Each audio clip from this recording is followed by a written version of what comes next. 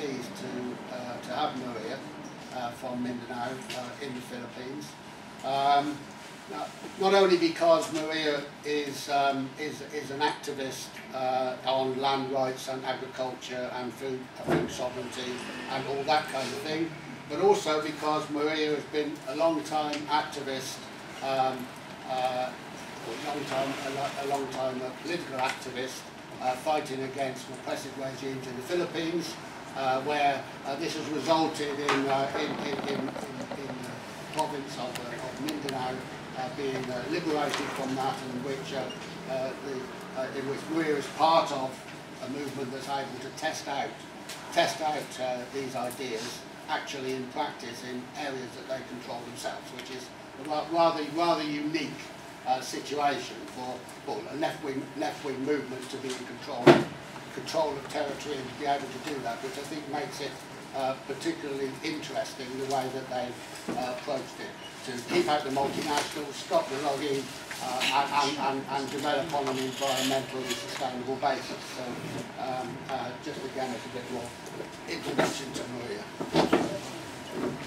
Thank you for a very long introduction of me. I'm Maria from the Philippines. I specifically comes from Mindanao, so I may talk of the Philippines in general, but very specific on Mindanao.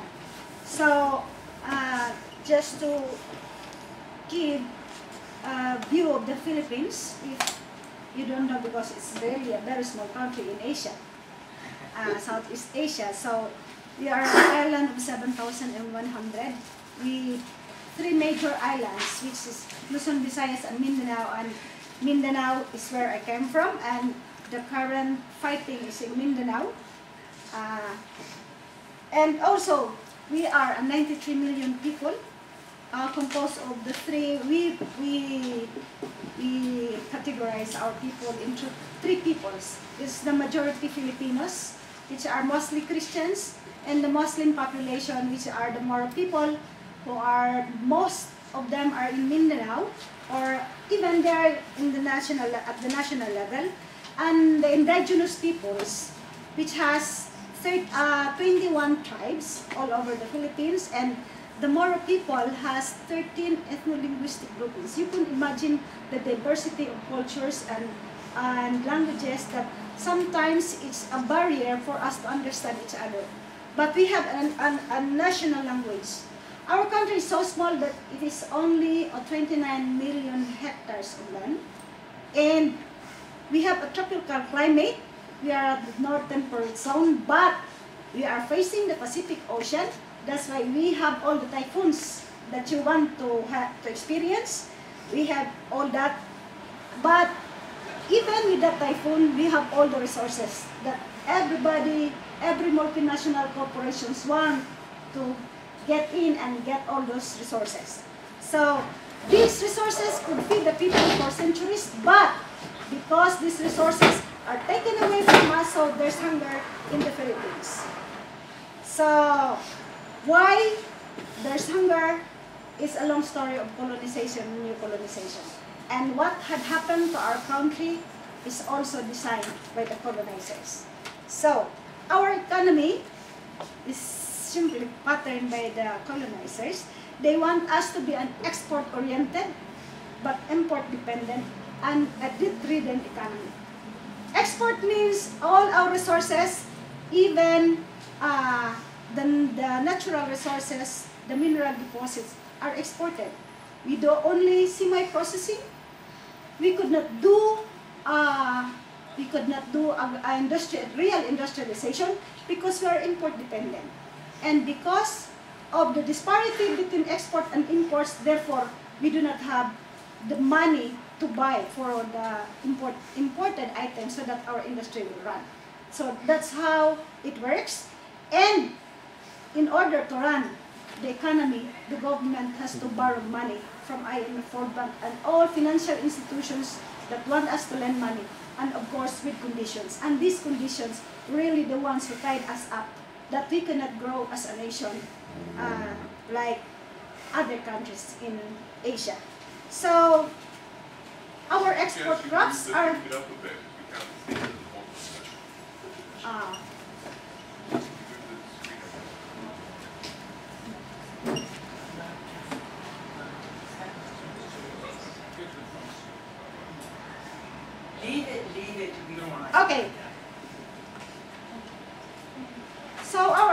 are actually agri-industries. It's our big plantations of fruits according to here, especially in Mindanao. There are thousands and thousands of hectares planted into cash crops. The cash crops comes from coconut, to bananas, to pineapples, to cotton, to the asparagus, and everything that the capitalist market needs. So you name it, we have it. But it's not ours. It's owned by big multinational corporations operating in our country. As I said, we don't have real industrialization. That's why there's always crisis. There's always deficit. So to run our economy, at present, our economy is fueled by billions of foreign debts everywhere, from IMF World Bank to Asian Development Bank to all other financial institutions. And next is 40% of our gross national product comes from the remittances of our overseas Filipino workers who are everywhere around the globe. That's 40%. So that's why we call our Filipino workers working abroad, sending their money back home just to let the family survive. So it's 40% of that, and we call them the modern heroes of our times. Because if not of them, our economy will surely collapse. So it has also become a problem if these Filipinos who are also in other countries experiencing crisis, said it will automatically has effect on our economy.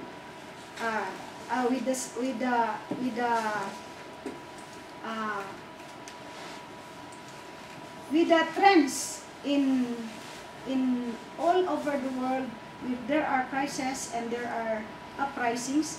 There are many Filipinos being carried back to the Philippines, and it becomes a problem for the Philippine government.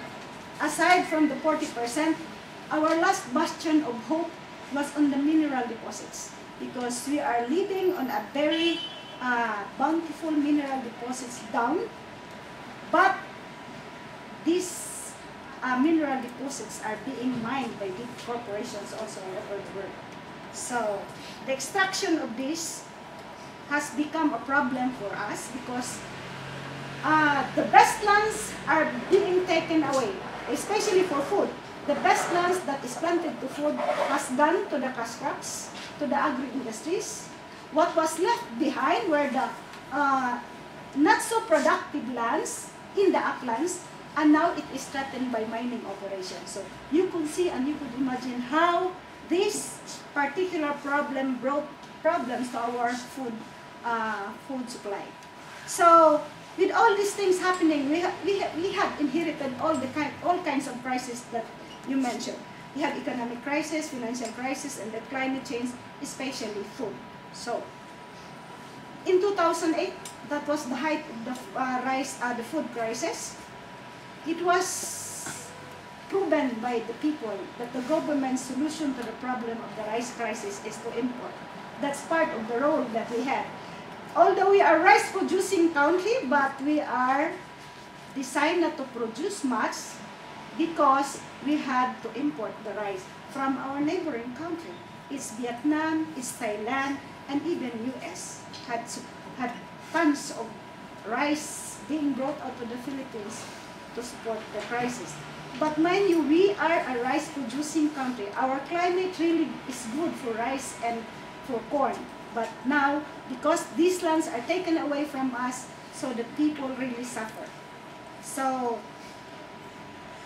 this is the government's reasons why. They said it's because of the typhoon, it's because of the changing climate, and it's because of the effects of the world food crisis.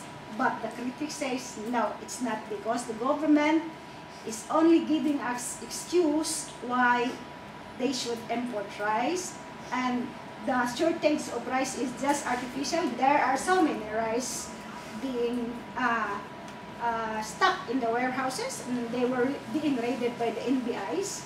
And the real reasons behind this food crisis is that our food production is the least priority of our government, because they give the lands to agribusiness. That's very simple. That's very simple for us to understand. And the spreading out of these plantations is everywhere. It's everywhere. And lastly, these last few years, the rush to biofuel production has also given to the last bastion of food areas that we had. We had in Mindanao alone, we had 100,000 of jatropha plantation in Cotabato Parks. So there's also an ongoing campaign to plant more palm oil instead of our #1 export, which is coconut. So there's really a contradiction between all these things, but it's because what they wanted us to. Our forest covers also are being destroyed by logging companies and also by mining operations. So this destroys the watershed that supplies the water to the farmlands, and also because of the poisonous substance that they are using to extract all these mineral deposit, it goes directly to the oceans. So you could imagine how the destruction goes. It really destroys from top down, from the mountains down to the seas. So you could see problems on all those things. So the recent trust also of mining operations constricted the lands that are planted with the food for the people. So now that really becomes a problem. And because the government's priority is not on food, so therefore there is no support, there is less support system to food production, and that becomes a problem. So all these things have been very clear in Mindanao. I will speak more on Mindanao because it is where the place to come from. Mindanao is 21 million people with 10 million hectares of land, and the area is somewhat 1/3% of the total.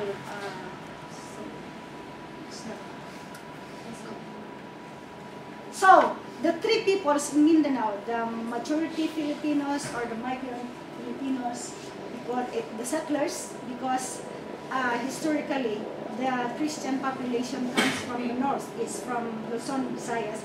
It goes to Mindanao in early 1900s. So to prepare the way for the plantations in Mindanao, and the original inhabitants were the indigenous peoples. So when the Islam comes, some of the indigenous peoples are Islamized and some are Christianized. So the Lumans or the indigenous peoples remain the same. So these are the three peoples in Mindanao. We are the ones who are popularizing this issue of tri-people. Mindanao's economy is based on natural production and extraction of resources, and the development framework of Mindanao is really for agribusiness. This is just to say short of. Okay. It's transformation of agriculture to industrial through agribusiness, which is private sector led. That's the private sector led. That means it is open for investment from outside, not just necessarily from the Philippines. So, according to what Pierre had said, those things that is happening in Mindanao is very clear for us that it is really agribusiness production for the capitalist market. So we have so much resources in Mindanao, from the forest to the seas to the vast tracts of land and to the huge mineral deposits we have. And we even have, there are estimates also. Natural gas in Liguasan Mars alone is worth 580 billion. That Liguasan Mars is the place where it is controlled by the Moro Islamic Liberation Front.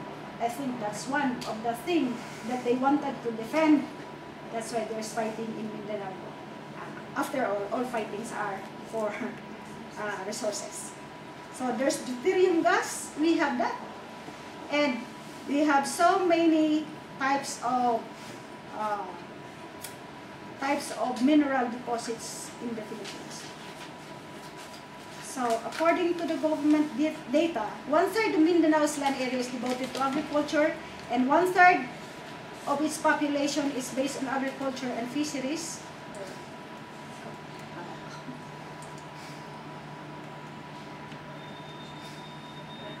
Oh, it went back slowly. Oh, really fast.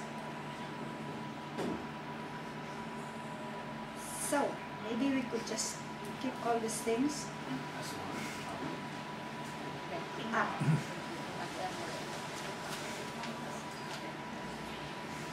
It's not working. I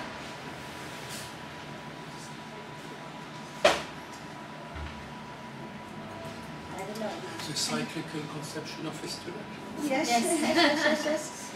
We forget the condensed This is the one we I hope. It's not working. I don't know.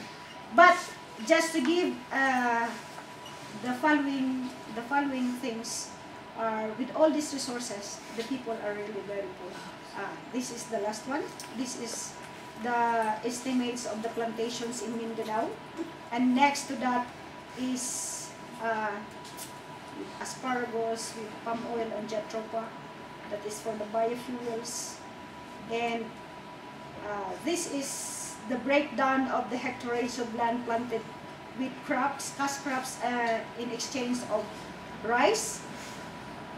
If you have seen, it's only the rice that is food for the people. The palay there is the rice. Corn here, which gives a big portion of the land planted to it, but this is for the feeds of the livestock, and it is owned especially by big corporations. The Cargill and the Pioneer seeds are there. So these are the foreign investors who are there in the Philippines.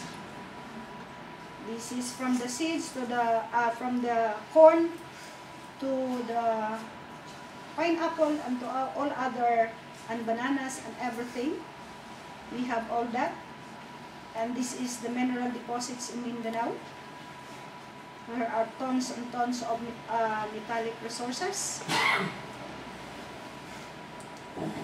And with all these things, the next one is just where these mining corporations are operating, and the devastation of the mining operations in Mindanao is really becomes a big problem. So for us, fighting for food sovereignty is just not struggle for land, but to depend this that it will not be destroyed by these mining corporations. And also, the people really are in poverty. Many provinces in the country, the poor provinces are, you can find it in Mindanao, especially in the areas of the Muslim areas. So there is very not good development within the people of Mindanao. So these are all the mining sites, and these mining sites really affects our rice areas and our agricultural areas. Also, we are rich in fishing resources, but the fish that we have in our market are the small ones, because the big ones are being taken away from us by big trawlers. Foreign trawlers, the Japanese are there doing their business in our country. So what we do, because we are poor and the impending crisis in food is there, so with all the campaigns for land, we connect it to the campaign on food sovereignty, which is, I think, the Via Campesina had it, and it was some of the people in the Philippines are following those, and all our networks are joining hands with the food sovereignty campaign and the perspective of the poor peasants and the small landholders. So to produce our own food is our basic is our basic target. But to produce that food, we have to have that land to the tillers, basic land to the tillers. And the program is quite, what we say, radical, because we want to expropriate those big corporations and distribute this land to the farmers. That's a very big target, but we work on that at the ground level. Hopefully, we will be united with that nationally, but it has become a cry for all the peoples to have land in order to produce food. And then, after the lands, we have to have the support services in order that these lands be developed, and we have to prioritize food instead of cash crops. And also, in our own way, we had to have the policies of the international organizations to stop the trade liberalization in agriculture and all other programs, especially now that the IMF WTO has been implementing the responsible agricultural investments, which lead to further land speculation and land deals. That's really a big problem for us, especially when Pierre said China is even interested in the Philippines. Sorry for but you could imagine China, our very near neighbor, is a very big land, is still interested to have lands in the Philippines. We could not imagine why. Because we are very small. And recently, the President of the Philippines has approved a 3,000 hectare of land for the Chinese production. I don't know, where does he brings that? And aside from that, land speculation and all those things, we had to have at the local level or at the national level to form networks, to have our advocacies, to organize further our peasant organization, which had been disintegrated in the 1990s because of ideological debates. Now we are trying to regroup each other and form organizations to work on food sovereignty and for access to land and resources. At the ground level, we are implementing the production, safe food production through organic agriculture. We call it sustainable agriculture through organic farming. That's why we are producing our own organic fertilizers, because the farmers could not cope up with high prices of organic fertilizers. So we have to produce our own fertilizers, which are always available in our every communities. They are available in every communities, and here we do it at the household level. It's a campaign in all our areas that we are working with. You cannot say control, but we are working with. But that safe food production has to be done.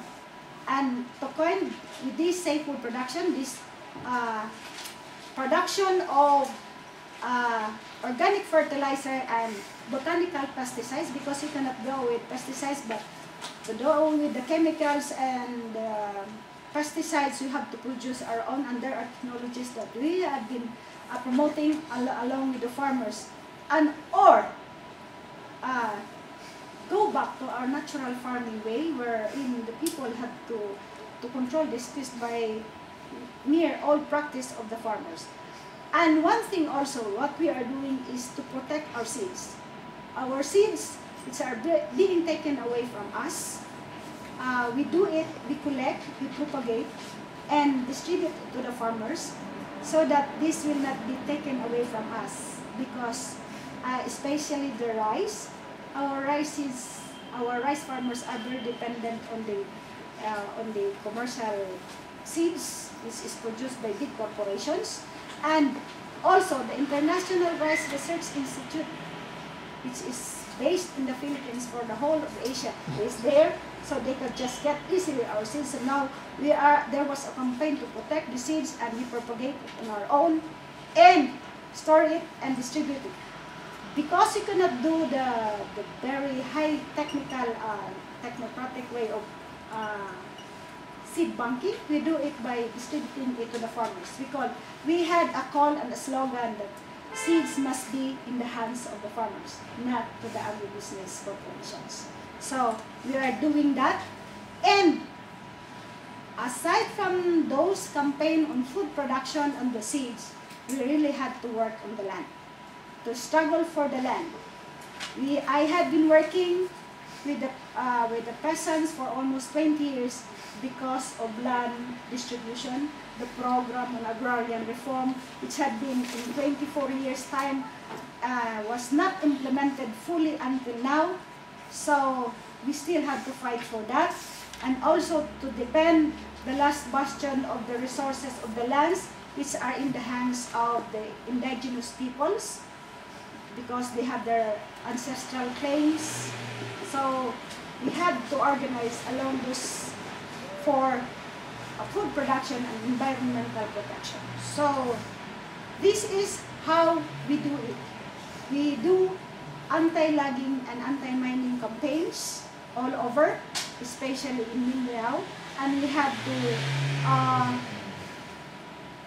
to connect it with other organizations. We also do how to protect the environment, reforestation, and because our soils are already infertile, we have to do the natural way of preserving those hilly portions, because it's the only remaining lands for us, the hilly portions. And so we have also values formation among people, not to use the GMO seeds and not to patronize the GMO products.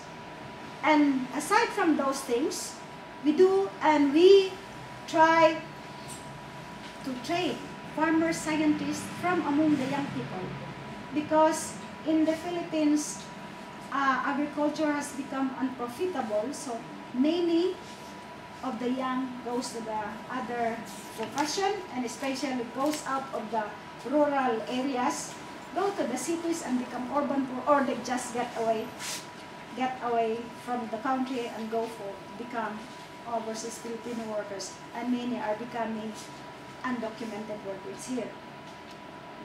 Not only in Europe, but in Asia, in the Middle East, there are so many Filipinos out.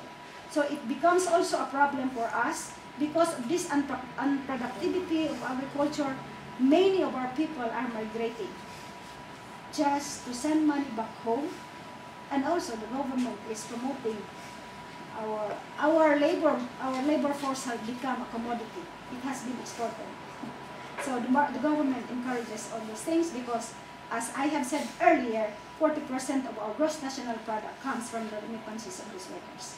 So we have to train these young people, because the older ones are not so receptive, because they are used to the chemicals and the fertilizers and the pesticides and the magic thing of what the Green Revolution had taught us. So at least the younger generation is very receptive to the change, and we are now organizing along these lines farmer scientists from among the youth.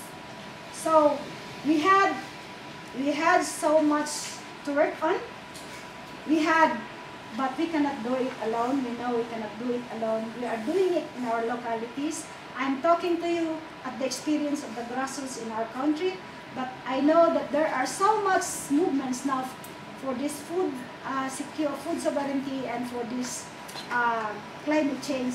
So our call has been, we must build international networks and in the spirit of solidarity and cooperation, so that we can fight all forms of international organization and instruments that lead us to poverty and food insecurity. So we must formulate and establish alternatives, and we have to have sovereignty of our nation. So we cannot do it alone.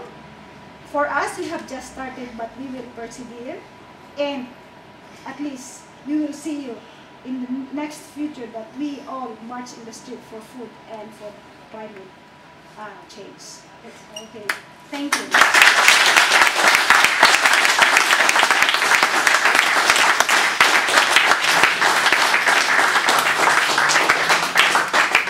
Well, thanks, Maria, for that. I'm sure everybody wanted Maria to complete her introduction, which was actually absolutely fascinating. So we are a bit short of time now. We've got about half an hour for questions and comments before lunch, and then the workshops after lunch. So if people would keep to making comments for about 3 minutes, and brief questions to any of the three speakers. Can I thank you for the last contribution, certainly, because I think just hearing about